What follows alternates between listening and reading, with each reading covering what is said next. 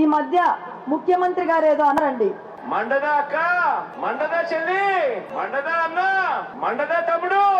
ఇప్పుడు నేను అడుగుతున్నా, అన్నం పెట్టే అన్నా క్యాంటీన్ మూస్తే మండదా అన్నా?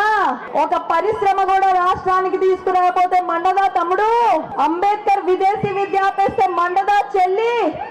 కరెంటు ఛార్జీలు 7 సార్లు పెంచితే మండదా అవ్వా? ఆర్టీసీ ఛార్జీలు 3 సార్లు పెంచితే మండదా తాత? చంద్రన్న ఇచ్చే సంక్రాంతి, రంజాన్, క్రిస్మస్ కానుకలు ఆపేస్తే మండదా పిన్ని?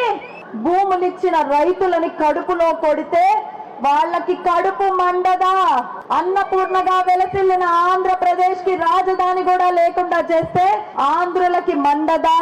రోజుకి 18 గంటలు మన రాష్ట్రం కోసం కష్టపడి ఇంతమంది యువత భవిష్యత్తు కోసం నిరంతరం తపన పడే నాయకుడు చంద్రబాబు నాయుడు గారిని 53 రోజులు అన్యాయంగా జైల్లో వేస్తే మాకు మండదా అని సభాముఖంగా అడుగుతున్నా.